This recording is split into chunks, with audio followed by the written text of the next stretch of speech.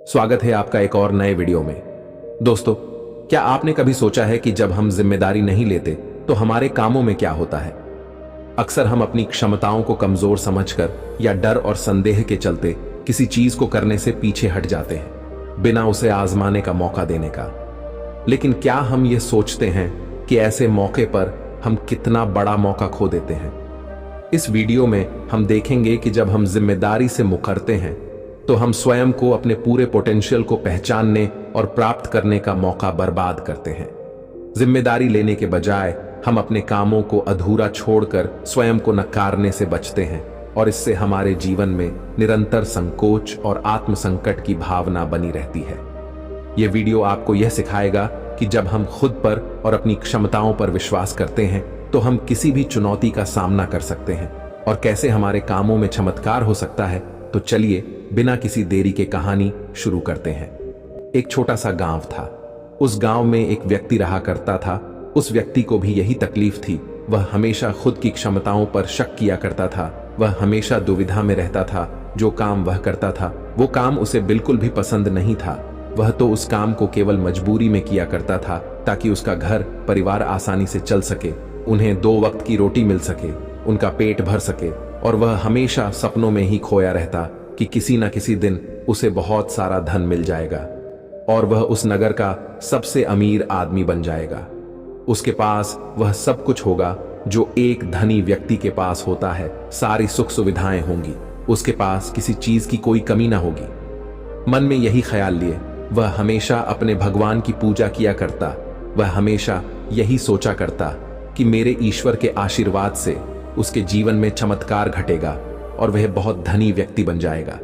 इसीलिए वह दिन रात सुबह शाम केवल अपने इष्ट की पूजा करता, उनकी भक्ति में खोया रहता। और जब भी कोई उसे किसी कार्य के लिए कहता तो वह यही कहता, जो होगा वही करेंगे, मैं भला कौन हूं, करने वाले तो सब वही है। लेकिन वास्तविकता में उसके मन के भीतर एक दुविधा थी। कुछ भी करने के लिए वह हमेशा दुविधा में फंसा रहता था। वह कभी किसी निर्णय पर पहुंच ही नहीं पाता था और जब भी वह किसी कार्य को पूर्ण नहीं कर पाता था तब भी उसके पास तरह तरह के बहाने हुआ करते थे। जैसे मैंने तो बहुत कोशिश की किंतु यह कार्य पूर्ण हो ही नहीं सकता। यह कार्य करना तो असंभव है। यह कार्य बहुत कठिन है। इस तरह की उसके पास कई तरह के बहाने थे जिससे वह खुद को समझा दिया करता। उसकी पत्नी और उसके घर वाले उसे ताना मारा करते, उसे तरह तरह की बातें सुनाया करते, लेकिन वह व्यक्ति कुछ करने का नाम ही नहीं लेता था। एक दिन उसकी पत्नी उस व्यक्ति से कहती है, अरे तुम कुछ करते क्यों नहीं? आखिर हमारा परिवार ऐसे कब तक चलेगा? तुम जो मजदूरी करके पैसे लाते हो उसमें घर का खर्च नहीं चल पाता। आखिर तुम कुछ और काम क्यों नहीं करते? इस पर वह व्यक्ति कहता है, जैसे मालिक की इच्छा वह जैसा रखना चाहेंगे, हमें वैसे ही रहना होगा। मैं चाहे कितना भी प्रयास क्यों ना कर लूं, लेकिन मैं उससे अधिक धन नहीं कमा सकता जब तक कि मेरे मालिक ना चाहे। एक दिन उसका बच्चा बहुत बीमार पड़ गया और उसे अच्छे इलाज की आवश्यकता थी, लेकिन उस व्यक्ति के पास धन नहीं था। तभी उसकी पत्नी रोते हुए उस व्यक्ति के पास आई और कहने लगी, अरे जाइए ना, कुछ पैसों का बंदोबस्त कीजिए ना, हमारा बच्चा यूं ही मर जाएगा। इस पर व्यक्ति कहता है, अरे पगली, तू चिंता क्यों करती है? इससे कुछ नहीं होगा। मेरे ईश्वर मेरे साथ है और वह इसे बचा ही लेंगे। वह ऐसा कुछ नहीं होने देंगे। आखिर मैं उनकी इतनी पूजा करता हूं, दिन रात उनकी आराधना करता हूं, उनकी भक्ति करता हूं, इसलिए हमारे बच्चे को कुछ नहीं होगा। तू चिंता मत कर। अपने पति की यह बात सुनकर उस व्यक्ति की पत्नी घर से बाहर निकली और उसने हर जगह हाथ पैर मारे, हर जगह लोगों से बात की, लोगों से धन मांगा, लोगों से मदद मांगी, लेकिन किसी ने उसकी मदद नहीं की। उसे कहीं से भी धन नहीं मिला और थक हार कर वह घर वापस आ गई। इधर वह व्यक्ति अपने ईश्वर के भजन गा रहा था, उनसे प्रार्थना कर रहा था कि वह उसके बच्चे को स्वस्थ कर दें। बच्चा पीड़ा के कारण लगातार रोए जा रहा था। उसकी पीड़ा असहनीय होती जा रही थी, जिस कारण उसका चीखना चिल्लाना और भी बढ़ता जा रहा था। काफी समय तक वह बच्चा चीखता चिल्लाता रहा, लेकिन उस व्यक्ति को तनिक भी फर्क नहीं पड़ा और अचानक उस बच्चे का चीखना चिल्लाना बिल्कुल शांत हो गया। जैसे ही उस बच्चे की आवाज बंद हुई, ये देखकर वह व्यक्ति सोचने लगा कि लगता है मेरे प्रभु ने मेरे बच्चे को ठीक कर दिया। उसने प्रभु का धन्यवाद किया और कहा, मैं जानता था आप मेरे बच्चे को जरूर स्वस्थ कर देंगे। आखिर मैं आपकी इतनी पूजा करता हूं, आपकी इतनी आराधना करता। मैं जानता था आप मेरा साथ कभी नहीं छोड़ेंगे। अपने बच्चे की आवाज ना आती हुई देख उसकी पत्नी उस बच्चे के पास पहुंची और जोर से चिल्लाकर उस बच्चे को उसने अपने गले से लगा लिया और जोर जोर से रोने लगी। तब जब उसने यह सब देखा तो उस व्यक्ति को यह एहसास हो चुका था कि उसके भगवान ने उस बच्चे को नहीं बचाया था, बल्कि अब उसका बच्चा इस दुनिया में नहीं रहा। और जब उसे एहसास हुआ तब उसे बहुत गहरा धक्का लगा। उसे यह समझ नहीं आ रहा था कि आखिर यह कैसे हो सकता है। वह तो अपने प्रभु की इतनी भक्ति करता है, इतनी आराधना करता है, फिर आखिर यह सब कैसे हो गया। उसके मन में ऐसे कई प्रकार के प्रश्न उत्पन्न हो रहे थे और उन प्रश्नों को लेकर वह यहां वहां भटकता रहा। और ऐसे ही कई दिन बीत गए। दिन के बाद हफ्ते और हफ्तों के बाद महीने बीत गए, लेकिन अब तक उसे उसके प्रश्नों का कोई उत्तर नहीं मिला था। जब भी किसी से इसके बारे में बात करता तो हर कोई उसे केवल एक ही जवाब देता कि लगता है तुम्हारी भक्ति में कोई कमी रह गई थी, शायद इसी कारण ईश्वर ने तुम्हारी नहीं सुनी। लेकिन उसे किसी की बात पर कोई यकीन नहीं था। उसे उस जवाब से कोई संतुष्टि नहीं मिल रही थी। वह अपने बच्चे को खोने के कारण बहुत तकलीफ में था।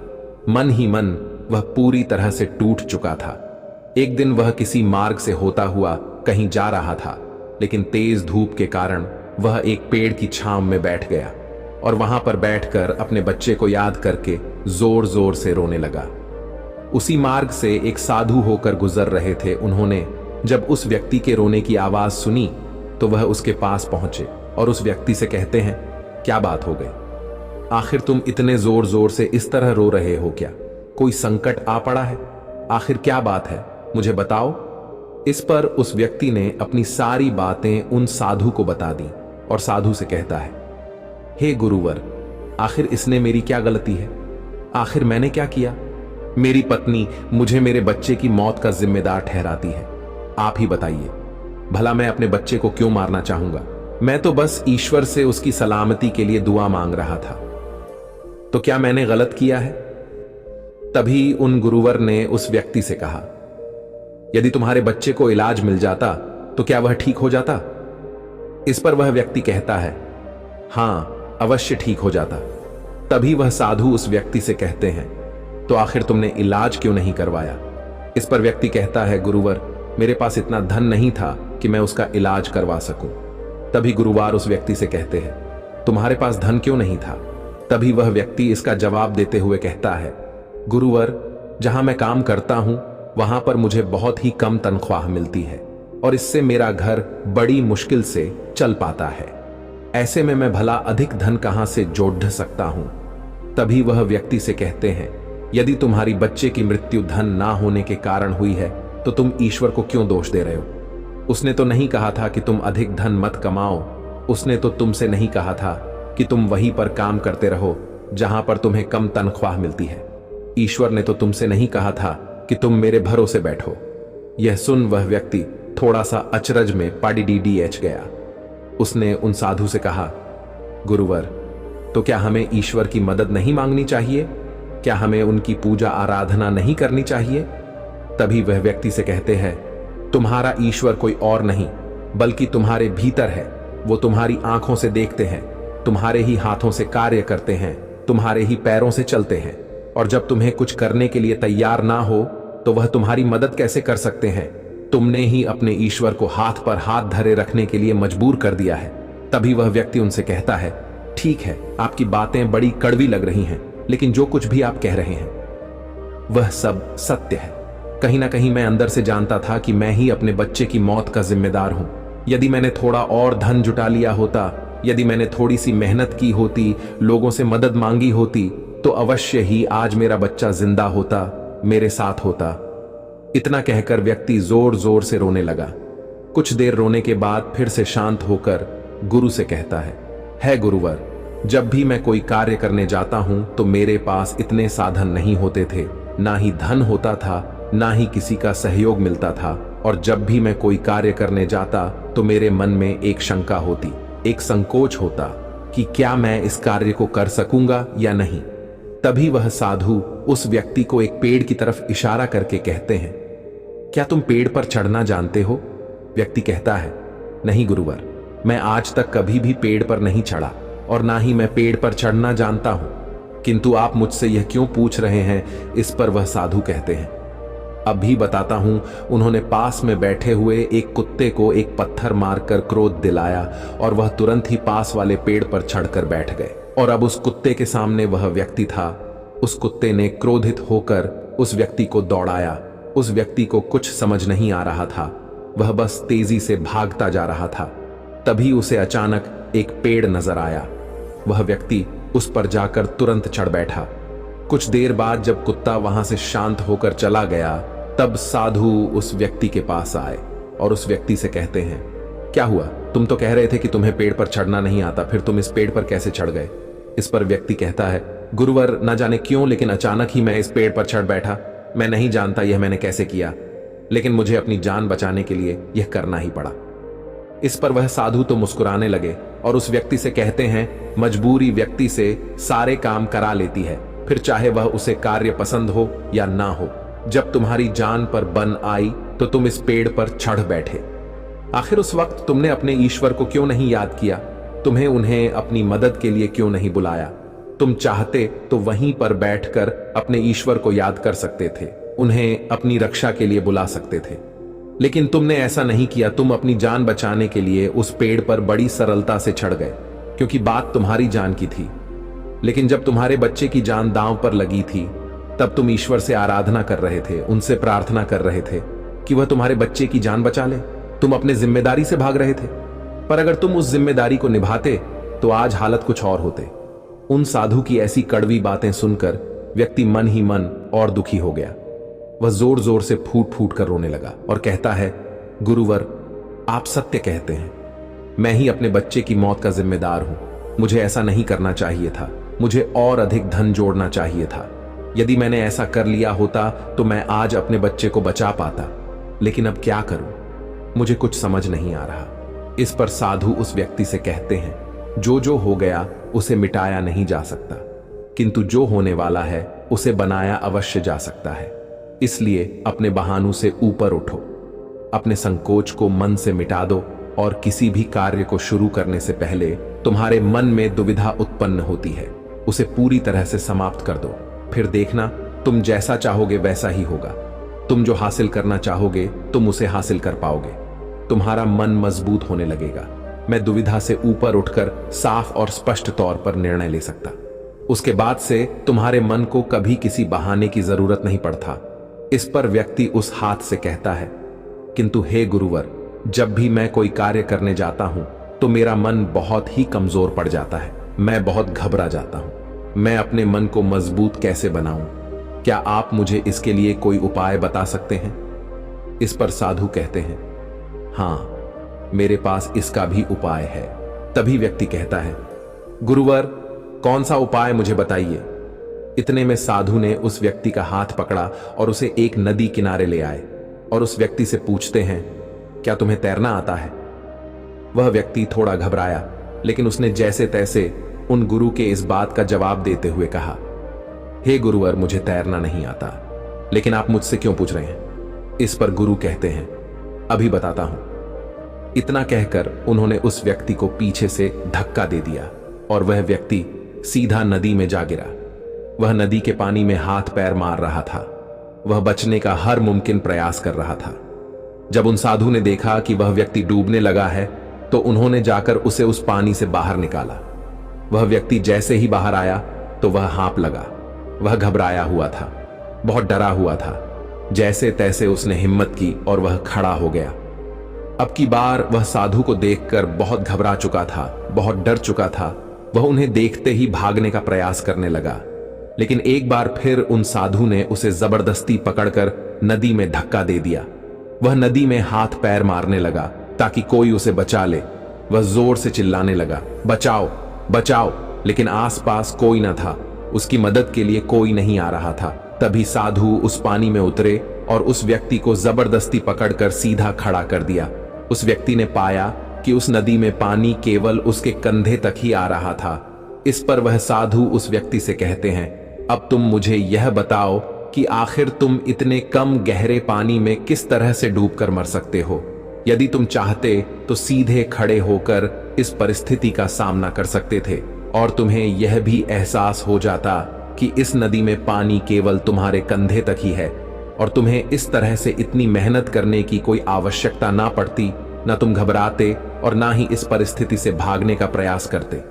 किंतु तुम्हें हमेशा से केवल एक डर का सामना किया है और वह यह है कि यदि तुम नदी में गिरे और तुम्हें तैरना नहीं आता तो तुम्हारी मृत्यु निश्चित है। और यही कारण है कि तुम सही स्थिति का पता नहीं लगा पा रहे थे।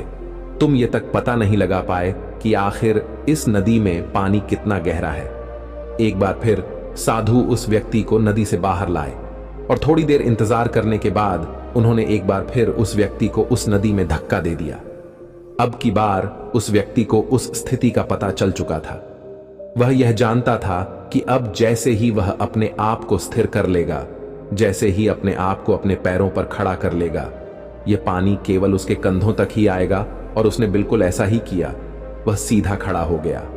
तभी साधु उस व्यक्ति से कहते हैं, क्या तुम्हें अब अपने मन को मजबूत करने का मंत्र मिल चुका है या नहीं? इस पर वह व्यक्ति कहता है, हाँ, मैं समझ चुका हूं कि अपने मन को मजबूत किस तरह से किया जाए। आगे गुरुदेव उस व्यक्ति से कहते हैं, अब तुम समझे, इस दुनिया में कुछ भी करना इतनी बड़ी समस्या नहीं है। समस्या तो यह है कि हम कुछ करना ही नहीं चाहते।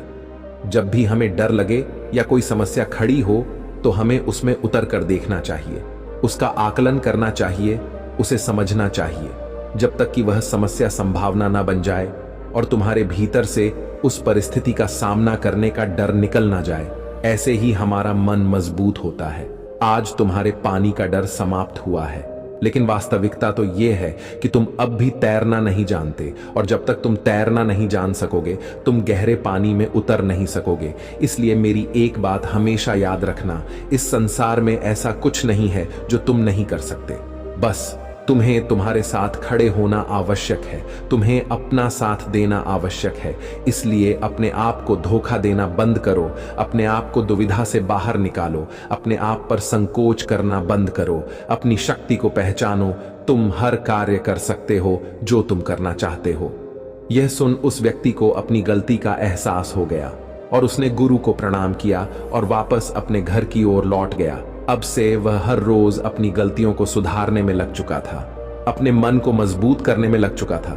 जब भी उसके सामने कोई परिस्थितियां थीं, इसका सामना करने में उसका मन घबराता, उसका मन डरता, तो वह उस परिस्थिति के सामने खड़ा हो जाता और उनका डट के सामने करता, अपनी जिम्मेदारियां निभाता, क्योंकि यही करते हैं जिम्मेदार लोग, डट के खड़े होते हैं।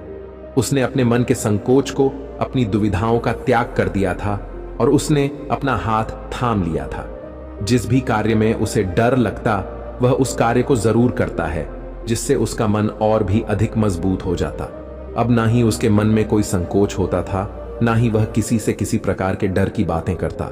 हर परिस्थिति का सामना करने के लिए पूरी तरह से तैयार रहता और इसी प्रकार उसके मन का सारा डर खत्म हो चुका था और वह अपने जीवन में आगे बढ़ने के लिए पूरी तरह से तैयार था। अब वह जो कुछ भी चाहता था वह उसे हासिल करने में पूरी तरह से सक्षम था। दोस्तों, उम्मीद है कि आपने आज के इस वीडियो से जरूर कुछ ना कुछ सीखा होगा, तो इस वीडियो को अपने दोस्तों के साथ शेयर करना ना भूलें। और अगर आप ऐसी ही गौतम बुद्ध की कहानियों को लिखित रूप में पसंद करते हैं तो बोधी थिंक्स बाय चैनल हमें ऐसे ही सपोर्ट करने के लिए चैनल को